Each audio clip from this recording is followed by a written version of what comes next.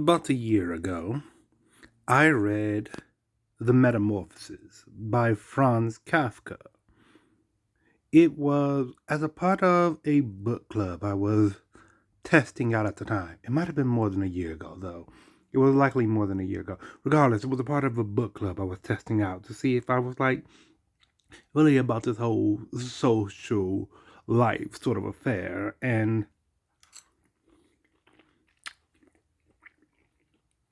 the theming of the book club was battering yourself through reading.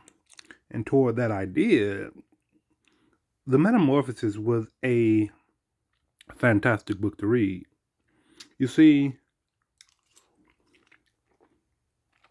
it is a short story about a man named Gregor Samsa who gets transformed into a bug. And what follows thereafter.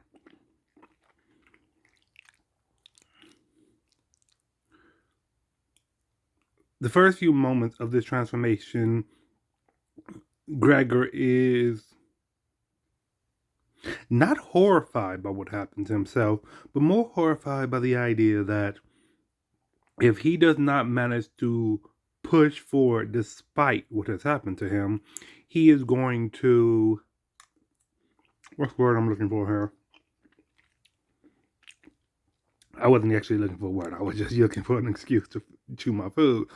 He is going to fail his family because he has been convinced up to this point in his life that he is the only one who can take care of them rather. His mother, his father, and his younger sister. He's convinced that he is the only one who can take care of them. So, despite the fact that he's been transformed, despite the fact that he has been, metamorphized, he's just thinking about how he's not going to be useful, how he's going to inconvenience people. And it doesn't help that while he's transformed, before people even know it, they're banging on his door, basically trying to figure out why he isn't getting up and going to work. And then his manager has the audacity to come over and also bang on the door and say, Gregor, where are you? What's happening? And all this time, Gregor's just like, I just need to get up out of bed. Maybe if I could ask for help, but I absolutely know I can't. I just need to get up out of bed, and then I'm just going to go to work. As if he hasn't been turned into a bug. So, eventually the door is open. His family gets inside. His manager sees him and is like, well, he's a horrifying bug-sized man. Bug-sized man. Man-sized bug. And nobody is going to react positively to this. The manager sure as hell doesn't want him working at whatever place he was working at. And his family, well, they're horrified. But they're family, right? So they have to do something, right? And that ends up being the plot of the book. What his family ends up doing after he is transformed into a bug. Hello, of course, and welcome once again to Thus Spoke Lord Nashu, where today I speak on the metamorphosis and how it teaches you that your family can be your enemy. Because ultimately what this story is about is a man who gets a terminal illness and needs the people who have been exploiting him to take care of him, finally pay their emotional dues. He is the breadwinner. He's the one bringing money home. He's taking care of these people who are ultimately just freeloading. But now it's like, well, I am ill. I can't do it. It is now up to you. And they respond about as positively as you can expect. Gregor ends up locked away in his room as his family, in all their failure to prepare for his inevitable departure or eventual departure, in the in situations they don't really want to be in. The parents don't need Gregor to be taking care of them. They are fine for the most part. They're just using him to avoid going to their own wallets. And so when he is transformed to a bug, they finally have to do that, and it doesn't go well for them. All this money they have been sitting on top of ends up going away pretty fast because they don't have enough to be the family they're supposed to be. His sister, for a good bit of the story, is still empathetic toward, not a good beat, for a very, at the beginning, is still empathetic towards him, but she too gets to that point where it becomes too much for her to be his support. And they are sort of, his father's abusive as hell. His father abuses him. And they all sort of just try to lock him away so that they don't have to look at him. They don't have to reckon with what happened. They want to be able to ignore it, but things aren't going that way. Money is tight now. So they end up having to rent out rooms in a house. They end up having to do this and that and so forth. That basically says, there's no way you're going to turn this around. And all the while, all the miserable while, Gregor isn't thinking about himself. He's thinking about them. He's thinking about how them having to take care of him is such a burden, is such a chore. Oh, he doesn't blame his father for his abuse. He doesn't blame his mother and sister for shunning him. He's completely empathetic and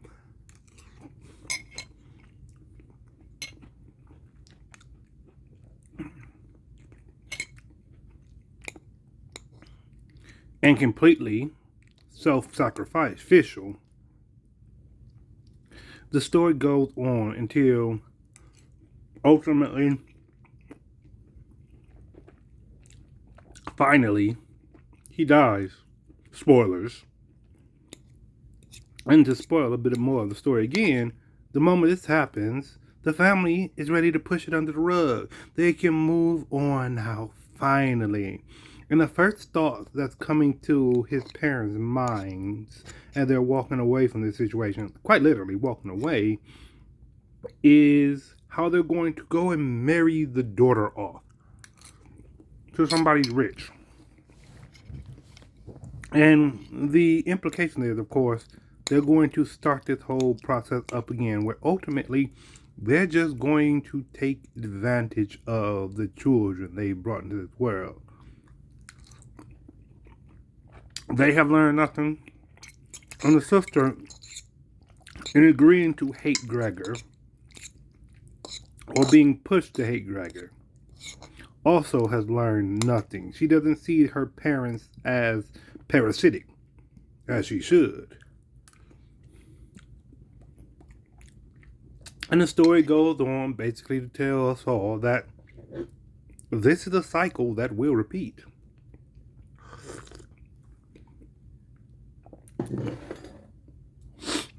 It would turn out that this book was more or less something Kafka had to say to his family. Because unfortunately for Kafka, he became terminally ill. And unfortunately for Kafka, he was right. He knew that his family would take advantage of him. And when he needed their help, desperately needed their help, they would act as if he has harmed them in some way. He was too terribly aware of this. And of course, He ends up dying alone, except for one friend he has to depend on. It's at least a better story than what Gregor ends up going through, but still not good overall.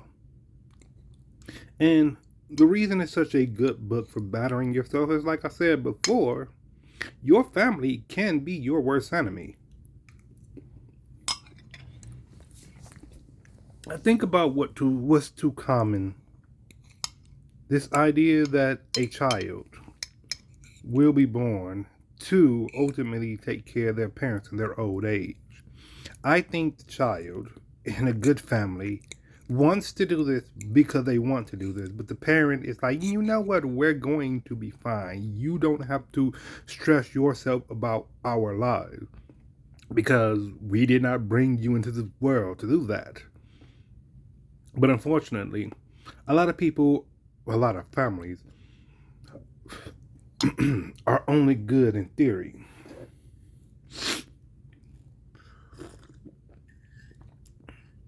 They're only good in theory, and a lot of that theory is based on this idea that family, as a word, as a concept, is good. And so long as you invoke that word, that goodness, you can hide all of the ugliness that actually comes with it.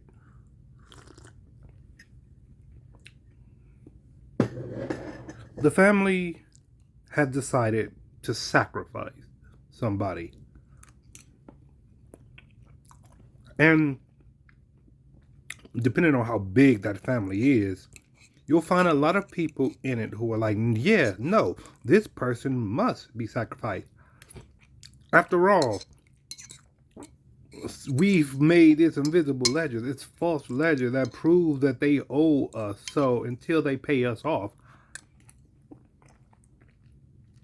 we're not going to let them go. And if you ask them when they'll be done paying them off, if you ask them when the debt is paid back, they won't have an answer for you, because ultimately what they're going to do is consistently, constantly build the debt up. They're going to justify the cruelty that they've done in order to, well, keep doing it. And what they'll also do is pretty much recruit other people to turn against the person they're abusing, exploiting. I think sometimes about, well, no, I didn't think about it until I started recapping it. But when I did first read it, I thought about Gregor's sister's response. I don't even remember her bloody name. Did the story even tell me it? Regardless, I thought about her response, and I thought about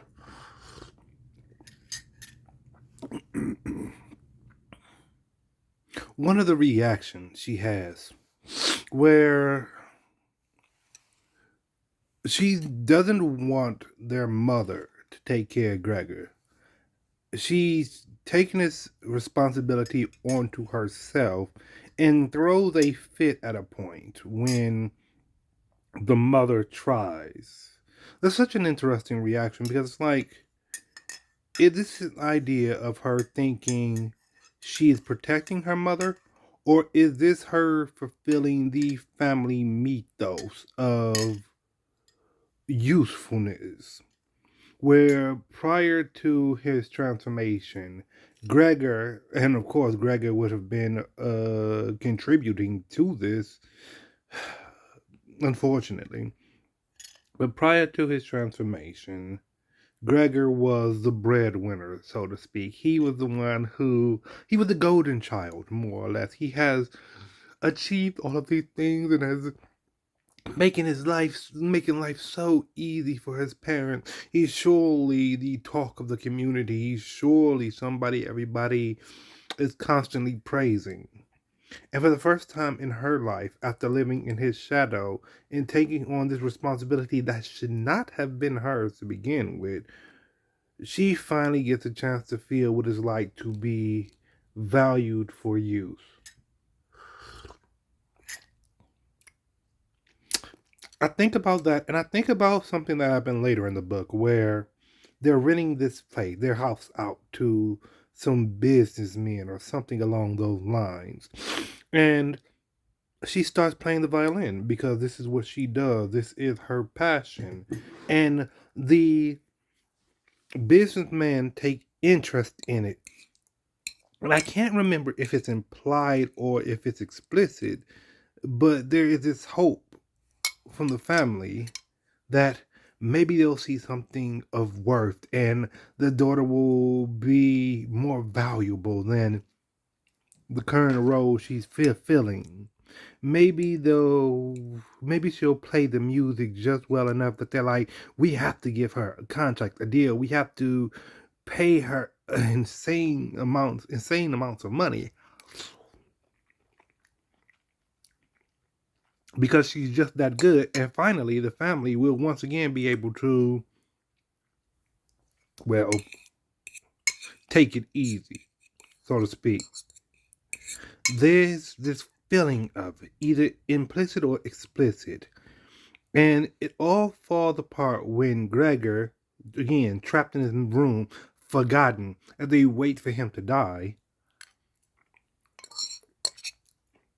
hears the music, the thing that makes him love his sister, or to a degree, Gregor was not a good person. So I'm not going to call it love. It's more along the lines of he saw it as the value of his sister. Something he gets to, in a way, not quite take credit for, but see as a possession. He's hearing the music as he is locked up in his room, and he crawls out at that point and scares the businessmen because they aren't just scares, partially scared, but mostly it's like, oh, this is their chance to flip the script. This is their chance to say, hey, we don't have to pay you guys. You hear this from us. This is so on and so forth. And like, and the family being Gregor's enemy, locking him away as such, so on and so forth, like that. It's like,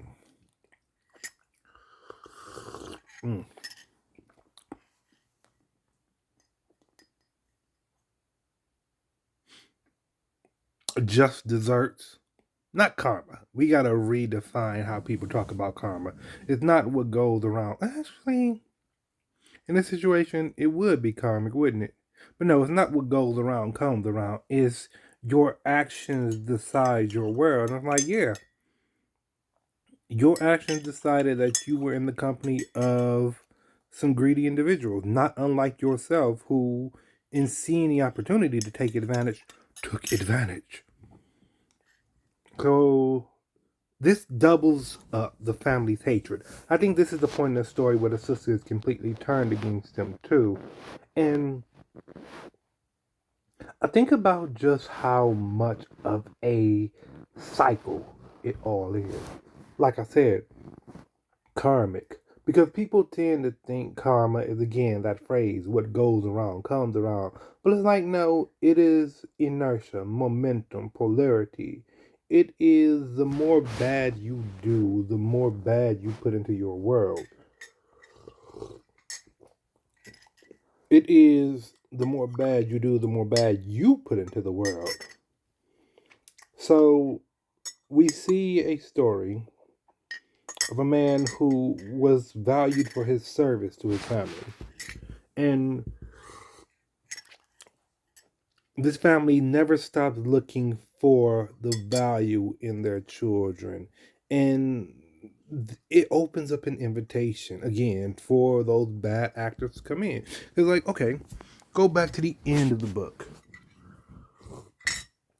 The family, the father, the mother are looking at the daughters like, oh, we're going to marry her off, so on and so forth like that. We're going to marry her off because they want money. they want that ease of life again. It's like, well, they're not going to look for love for her. They don't want her to fall in love. They want her to fall into wealth. So whatever wallet is fat enough that comes forward, right? Like they're gonna push her into marrying him. Just get together with him. Isn't he great? So on and so forth. Like, oh, you're getting up there in age or some nonsense like that. Like, okay, she's done it. She's married this man, and he doesn't like her, and she doesn't like him, and he kind of resents her because he's stuck with her. It would look bad if he just broke up. And she resents him because she's stuck with him. It would look bad if they broke up. So they play this game of family and have children, and they're miserable together. Miserable because these children are now chains that bind them. And all they can think about at a point is how to extract value out of this situation they pushed themselves into. Karmic. Because they hate the children. The children are physical embodiments of all of their regrets. It's like they have to make it worth it. My word. Make it worth it. In order to, well, not feel miserable about life, I suppose. But I'm circling the metamorphosis a bit too much here. Because the main idea is just like, yeah, this is how it starts. Family, as you might think it is, the way it should be about connection, about propagation, about this idea that, very simply, someone has decided that there's so much of the world that they want to share it. They saw all of the bounty of it and like, oh yeah, I would like to have a child who, so that they may share in this too. I will break the quiet contract so that they can see the joys of life.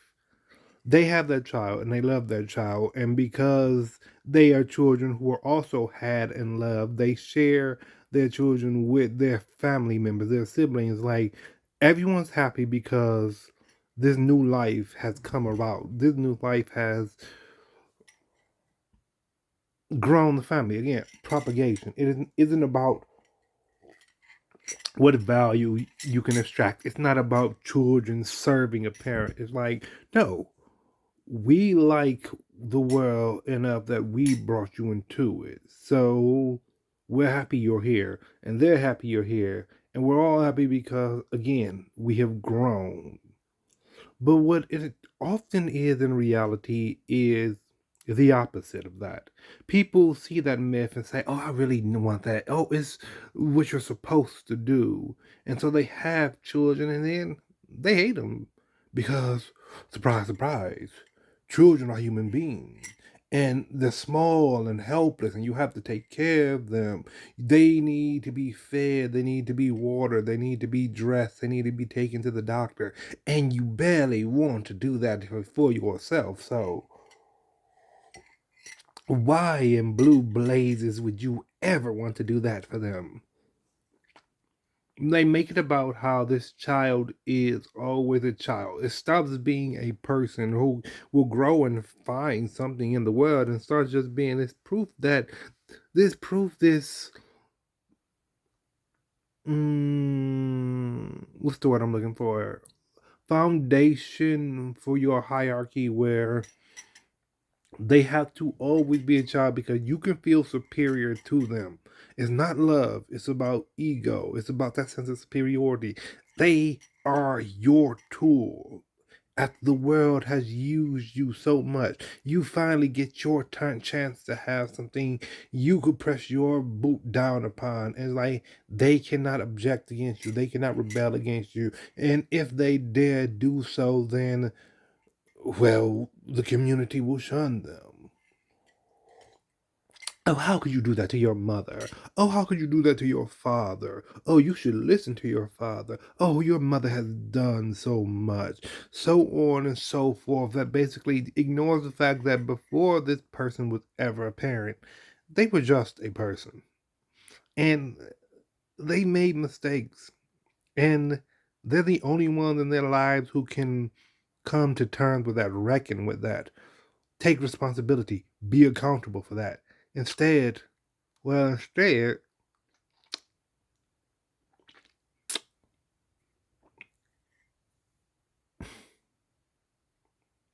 they brought a child into the world and told the world to hate that child with them.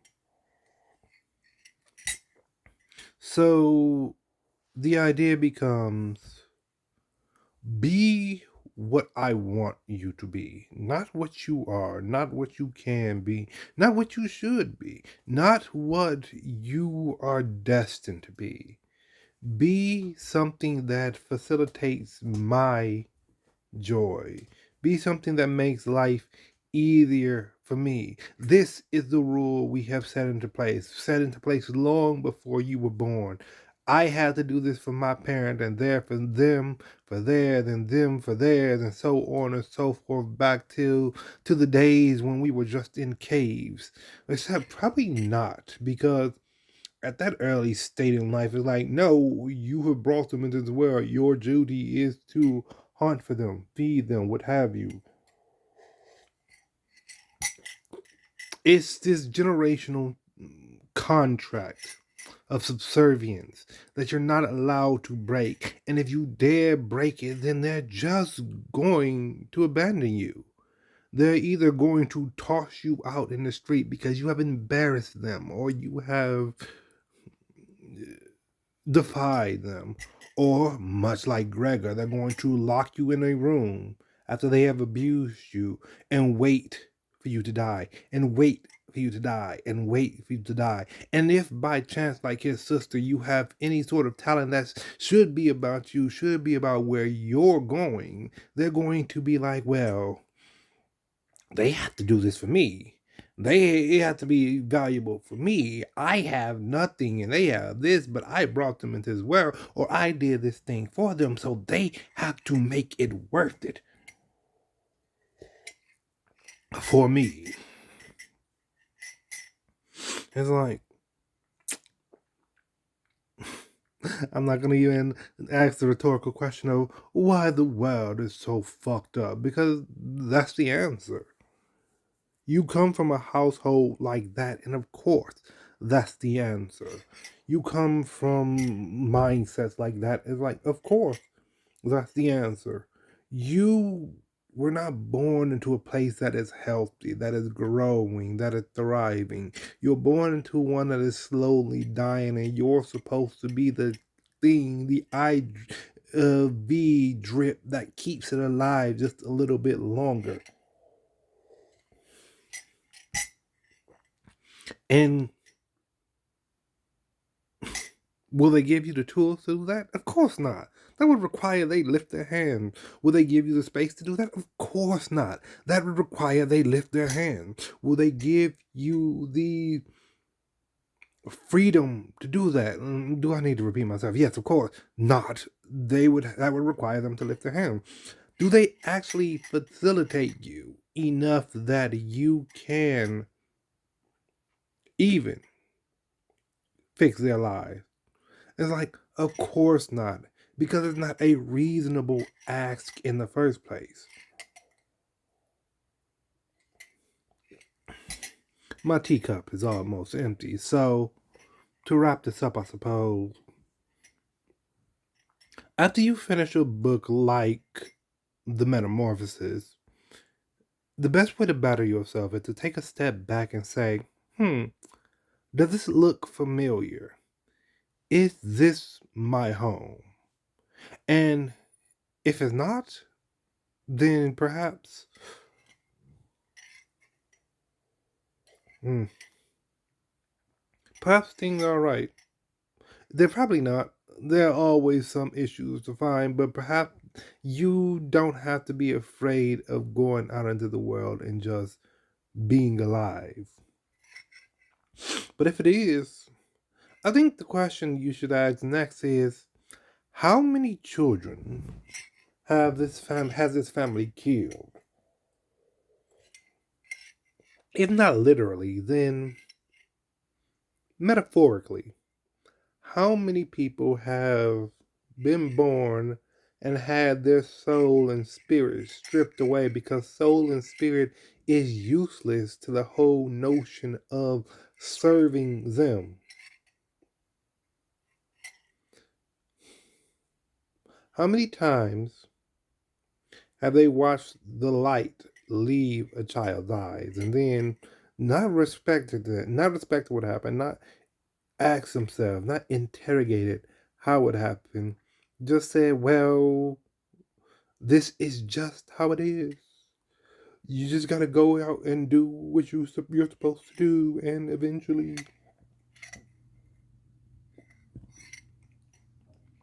well, eventually the cycle repeats. But at least at that point, nobody's talking about you, right? No one's saying anything bad about you, right? So you must be doing something right. And they, in turn, must be doing something right. And for all the dying stars shooting through the sky, destined to crash and then soon be forgotten, it's like, well, it's not their fault that that child failed. That child didn't thrive. They did everything right. No, no, no, no. It's the child's fault. That's what the Sam's parents would say. Oh, they did everything for Gregor. The fact that he turned into a bug and was left to die in that room, well, is that not entirely on him?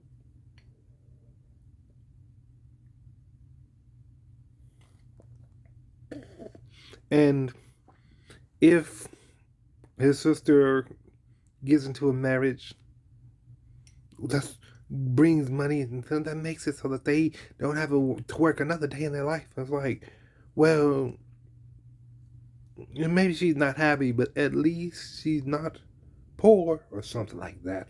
Whatever nonsense. The point is just, yeah.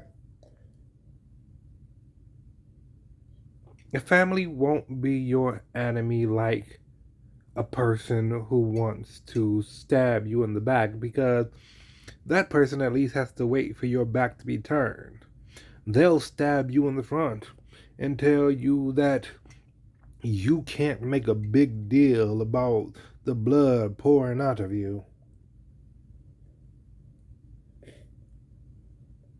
But that's the last drop of tea. And so I suppose the thought as well. And so I suppose I would be delighted if you were to join me once again.